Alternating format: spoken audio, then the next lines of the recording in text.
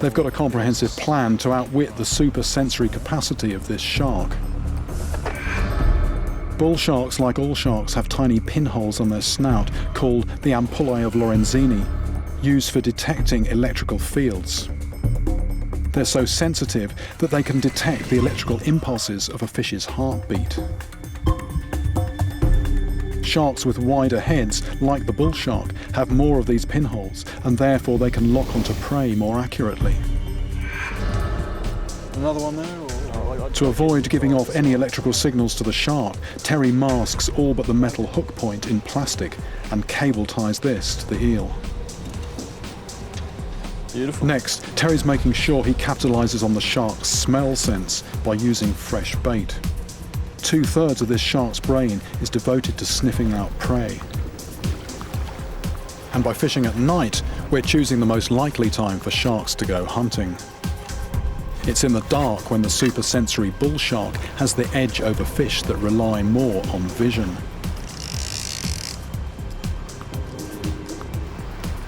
Terry begins the journey across the river mouth to place the baits. Bull sharks have been reported to ram kayaks, taking the paddle splash and rudder movements for the thrashing of a fish in distress.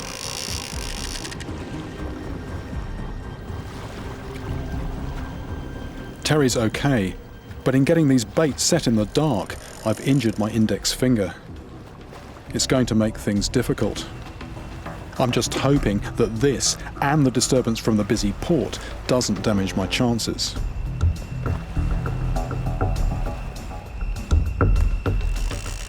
Pick it up, pick it up. At 2:30 a.m, Fish, aren't they? with the tide high, the line begins to run. In the heart. No, off. It's all right. Yep. Shuffling down. At the moment, it just feels like there's a boat on the end. It's just a dead weight. I'm just changing the ratio there. Yeah. Yeah, that's pulling, that's pulling, that's pulling. It is coming my way. And with nearly 200 yards of line taken in, whatever it is reaches the shore.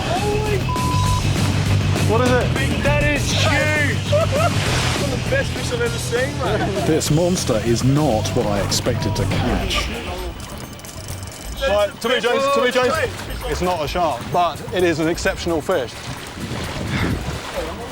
It's just remarkable. That is something, isn't it? Oh, I've never seen anything like this in my life before. It's what they call a Queensland Grouper.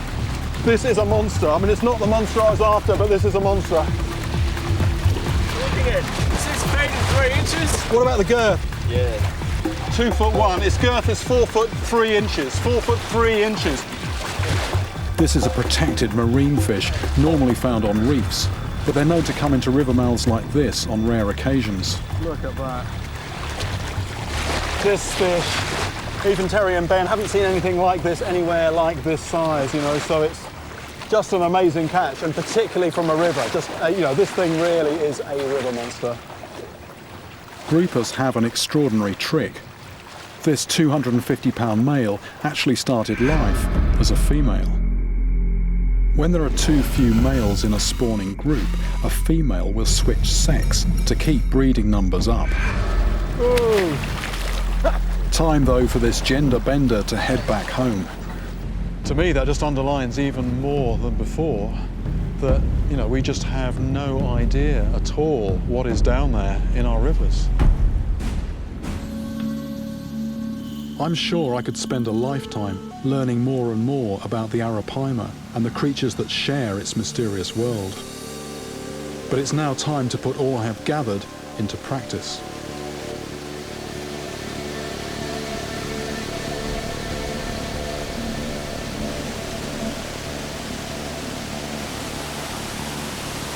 This is actually a place where the tribespeople around here used to come before a big battle. Focus the mind, prepare themselves mentally beforehand, and I guess as I'm likely to need all the help that I can get, you know, it's not a bad idea for me to just spend a few minutes here as well.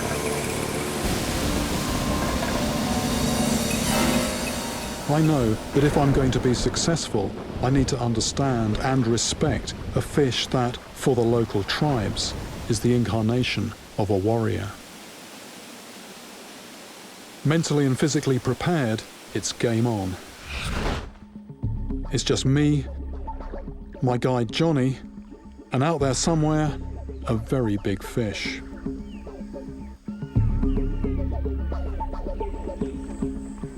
I'm putting into practice the things I've learnt, not just from the fishing captivity, but also the whole business about locating the fish, spotting them, patience, gradually working close so that you're in a position of getting one on the line.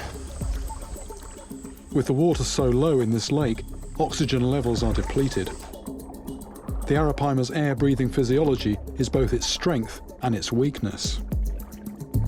It came into existence millions of years before there were hunters like me around, scanning the water surface for that telltale clue.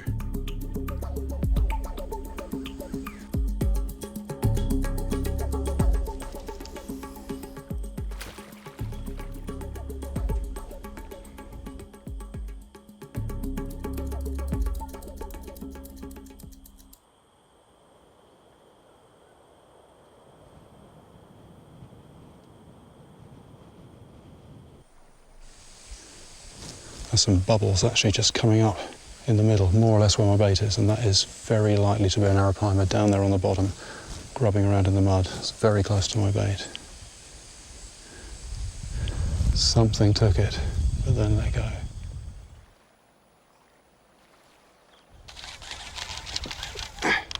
Oi.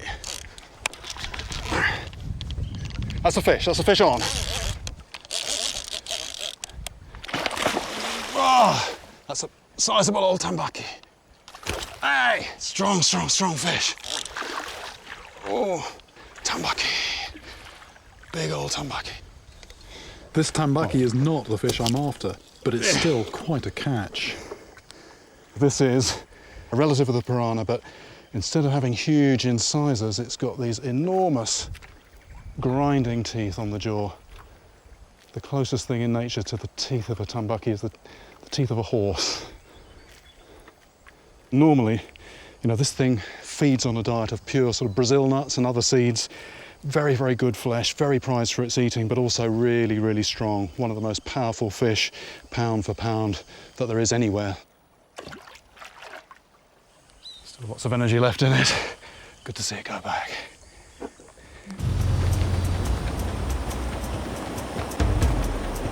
In all my years of fishing, this could be the most unspoilt and remote river that I've ever fished. The mighty Corentin River is 450 miles long and Suriname's largest. For most of its length, it is completely uninhabited and rarely explored. The river is punctuated by frequent crushing rapids and deep turbulent pools. There are vast granite boulders everywhere, some just under the water, others creating waterfalls. There are so many different fishing holes that I take every opportunity to get a bait or lure in the river, to cover as much water as I can. Different types of fish prefer different parts of the river. Having never hunted for wolffish here, I need to explore every likely fishing spot to see if I can discover the monster's lair.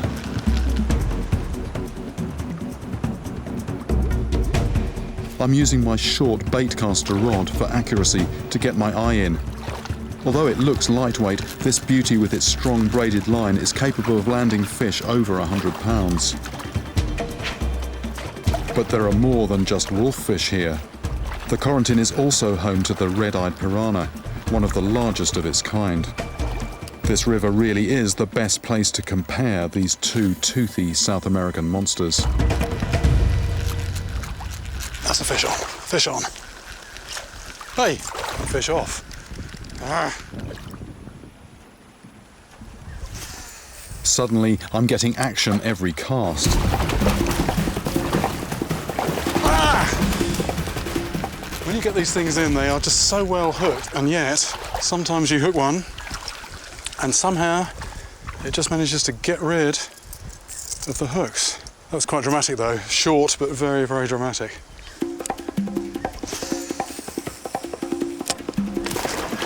That's one on, that's one on. Let's see if I can keep this one on. But is this a wolf fish? Haven't seen the fish yet. That is a piranha in the back. Foul hooked always feels bigger.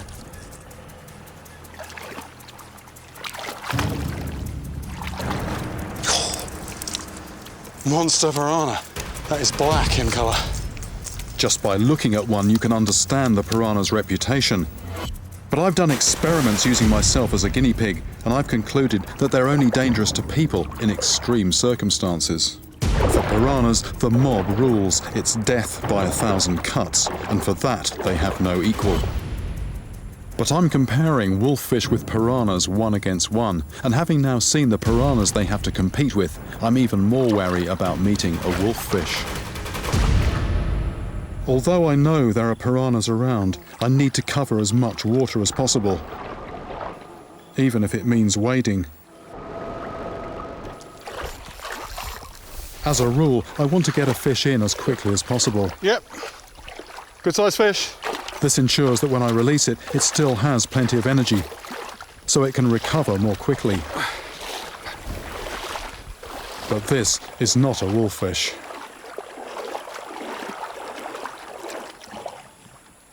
It's called a peacock bass. Lovely fish that. And the reason it's called a peacock bass, in English anyway, is that eye spot on the tail. And if they're lying in the water with their heads down like that, that really does look like an eye, and any predatory bird could easily mistake that for an eye. It really is very effective when this is underwater. Big mouth, predatory, cichlid this, but lovely fish. I don't want to have it out too long. I'll just admire it for a minute or two.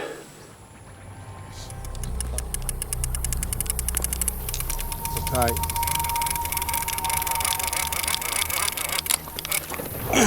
There you go. Come on, set it, set it, set it. Yes, yes. I think that could be a fish there. It's hard to say at the moment. Yeah. Yeah, it's a fish. You got a lot of line out there, It boss. feels quite strange though, whatever it is. A turtle. It's a turtle, damn.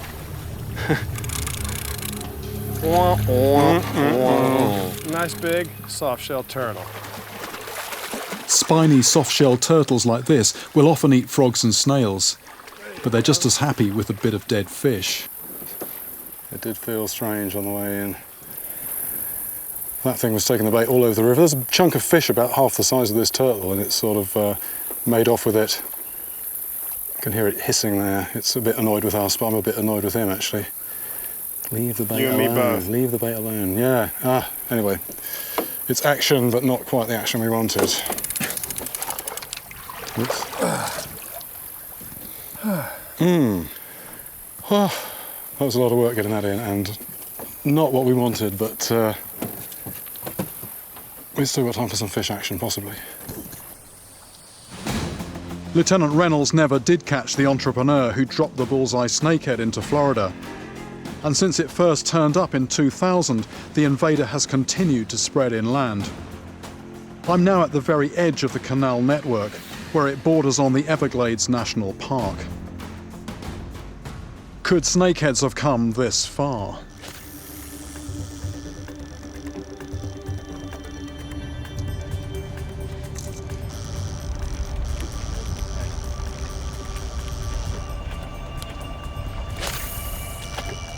You laying it right on top of something there. Actually hit it, that was a peacock, wasn't it? So this is a snakehead, that would be it, but this is a peacock bass, territorial. Yeah. The peacock bass is also a non-native predator, but it was brought in officially as a biological control to eat invasive species like tilapia. Its intolerance to cold water prevents it from spreading. This is another fish that is a long way away from home. This one is a native of the Amazon. This is a peacock bass, what they call a butterfly peacock bass. It's one of the, it's the smaller variety of those. Definitely a predator, big mouth, but not as toothy as the snakehead, but very capacious mouth there. And one thing that's interesting about this, it's also got an eye spot. I mean, that's why they call this the peacock bass. So it's similar in that respect to the snakehead. But one noticeable difference between this and the snakehead is the body shape. This one is flattened that way, laterally. If this was to fall on the ground and kick, it would just sort of flop around in the same position. The snakehead is flattened that way. If that falls on the ground and flaps around, it's actually going to move. The snakehead can wriggle its way overland and then find a new home, and that's why they're worried about them here.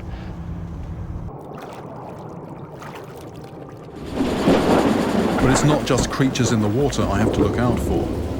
The weather is extreme and can turn in a matter of minutes. Bit of a storm can sometimes get the fish stirred up, get them feeding. But actually, looking at all the lightning, I'm not really sure that holding a conducting rod up in the air in the middle of this is a very good idea. So if they don't feed, if nothing hangs on the end, it's actually not going to be too much of a disappointment. Storms in this part of the world are sudden and brutal. In 2008, 18 fishermen drowned when their boat capsized in a storm just a few hours away from here. So I decide to bring in my line. We actually got torn away from our mooring on the bank. Soaked. If we're not careful, we could become the next deathly statistic. But as quickly as it started, the storm stops. I'm just hoping it hasn't ruined my chances. The trouble with rain is if it's heavy, you just get all this rubbish coming off the land and colouring the water. And if you're fishing for a sight predator like the Nile perch, you know, you can forget it. Luckily, I've got a little bit of a clear patch here next to the bank, but it's actually colouring up as I speak. You know, if more runoff comes from the land, or if it rains more, you know, it could just put an end to the fishing for me.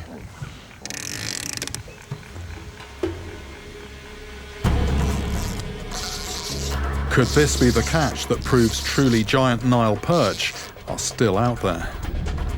That is definitely a fish. The trouble is over there,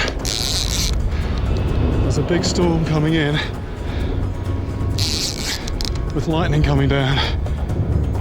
The storm seems to have swung back around, and this is exactly what I didn't want.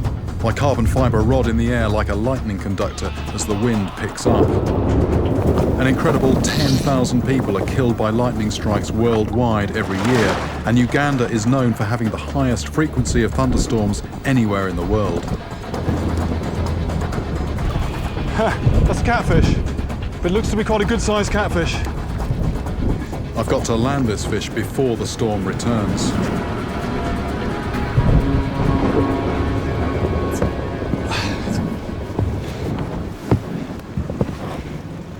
That actually, okay, is after a Nile perch, but that's a nice-sized catfish. This one is a Semutundu Catfish, and well, it's missing a bit of its tentacle here, but I mean, totally different from the Nile perch. Long body shape. I mean, it's a predator as well. You can see the muscle blocks here very clearly on the side. Catfish are right at home in the muddy water with their strong sense of smell and ability to sense movement in the murk. It's probably not much of a surprise I caught one of these rather than a Nile perch. Right, get this back in the water very quickly, and then I think we've got to run for it.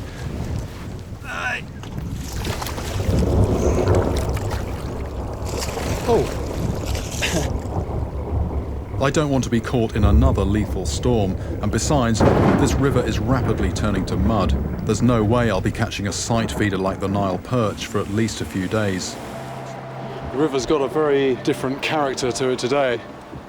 There's this wind blowing upstream, and what that does, it's creating these standing waves here about 3 foot high. It actually turns it into quite an intimidating place.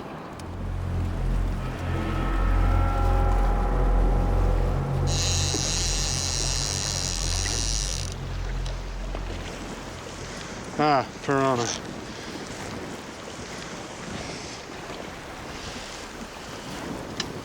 Something's had a bit of that.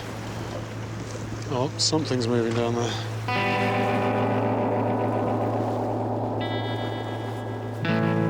Again, I'm forced to scale down my gear, in the hope that I can get the bait past the piranhas to where the rays lurk. Just actually changing the leader. Actually, a ray with its tail flailing around. It's a bit like somebody coming at you with that. And that, well, you know, that could do a lot of damage. And in fact, you know, that is why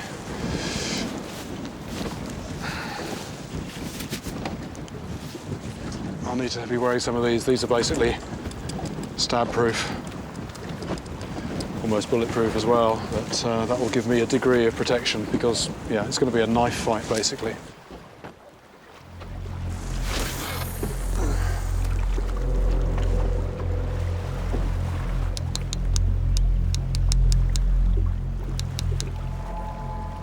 Oh, I just cast the bait out and there was instantly something on the bait. But it just felt like piranhas. It was like that kind of thing. Whereas what I actually want is something that just goes.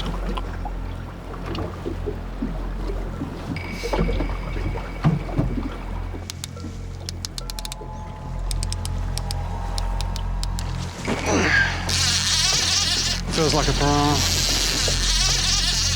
But the Piranha River is full of surprises. Ah, it's a different kind of catfish. This looks like a new species for me, although it's very similar to one I've caught in the Amazon. Yeah, there you go. That's a different fish. And again, it's just another fish that is going to, you know, polish off my bait. You know, it really is a problem actually just having a bait down there that's going to survive long enough for the stingray, which is very much the top predator, will come along and find it.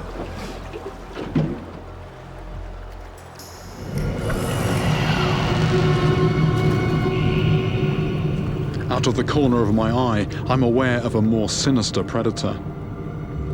For a saltwater crocodile, humans as well as crabs are fair game. This wouldn't be a good place to fall in.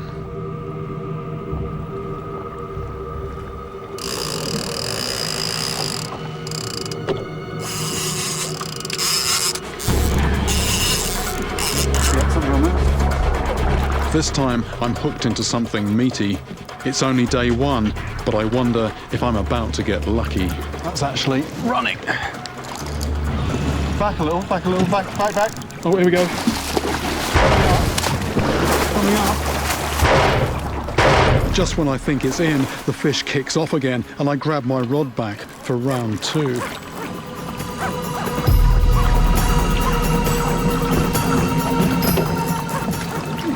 Okay, hold there. I'm going to take this easy because I can't get a positive ID in the water. It's very muddy water.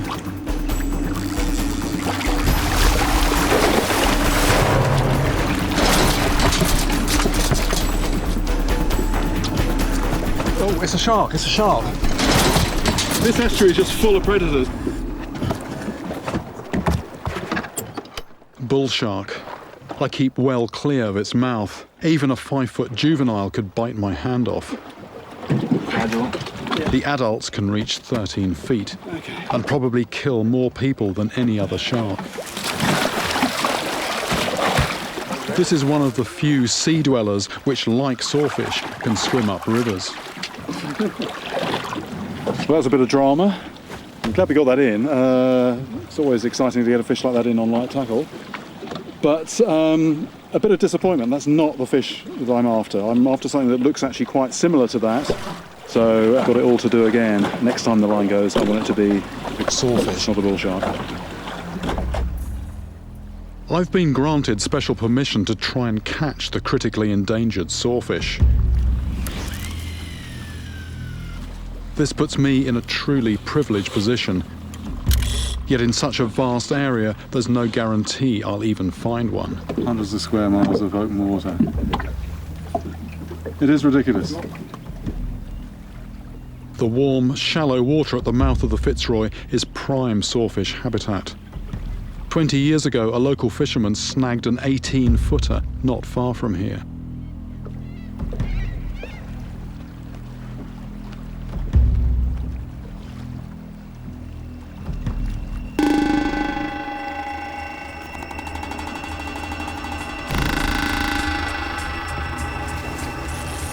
Pretty lively. Yeah, that's something.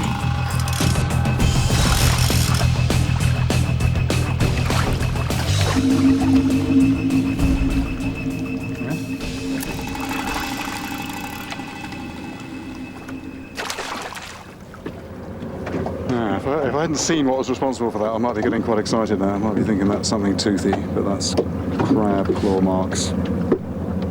Everything is hungry down here. I've been trawling this river now for 10 days straight, and I'm beginning to think that the only giant ray I'm going to see is the one hanging on the riverbank. So I'm fishing all the hours I can to maximise my chances.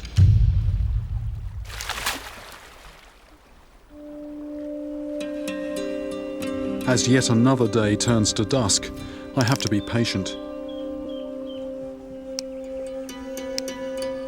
Then I get a take that seems different from the others so far.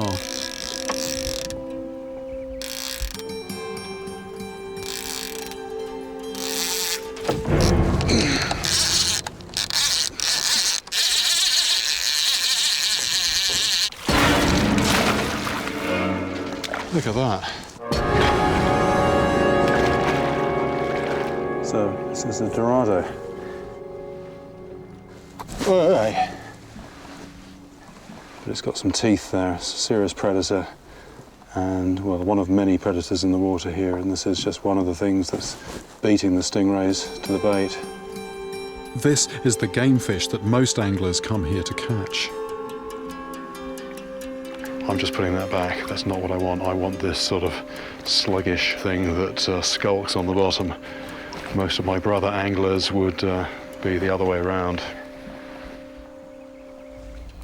All I can realistically do is put a bait in the water and hope an electric eel takes it before something else does.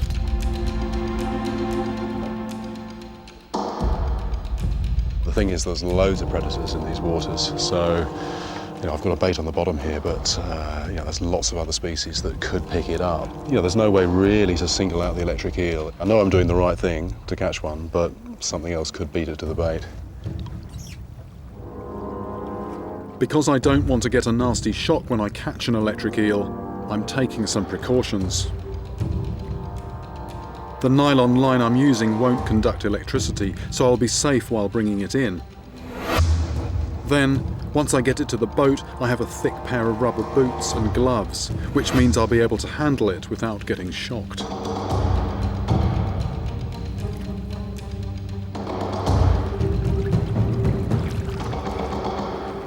We've attracted a pod of Amazon River dolphins.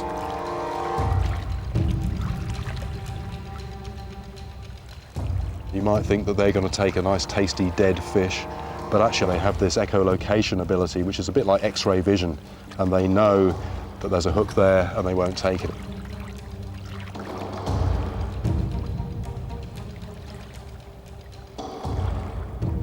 But there's something big down there that hasn't sensed the hook. Good size fish, good size fish. Is this the electric eel I've been looking for?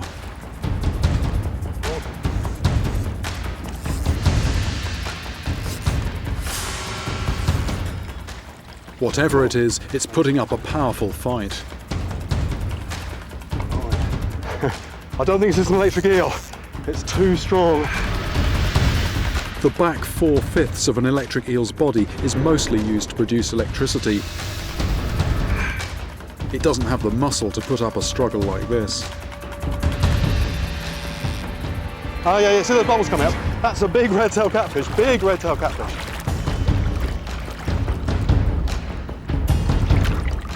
Out of the water, it gulps in air, blowing it out through its gill flaps. Got it. This is what they call a Piranha here, which is, well, in English we call it redtail catfish, very, very obvious reason. And, I mean, just a wonderful coloration it's got as well. Dark back, this very clear line between the dark and the light. This mottling of brown spots as well. Very strong fish, but it tends to not have the stamina. But, I mean, another thing to remark about this fish, it's about 1/3 of the body is head, huge head. Very capacious mouth.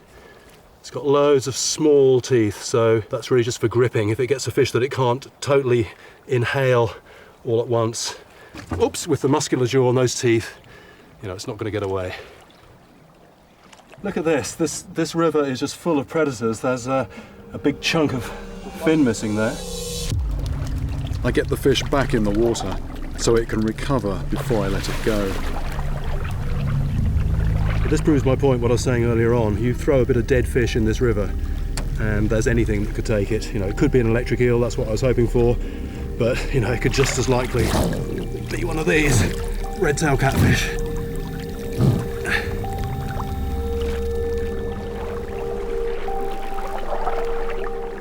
That was a great catch, but unfortunately it's not the fish I'm after. This bear is clearly not afraid of us, and that's a problem. Should we just break it off? No. We're going to break them. No, we're just going to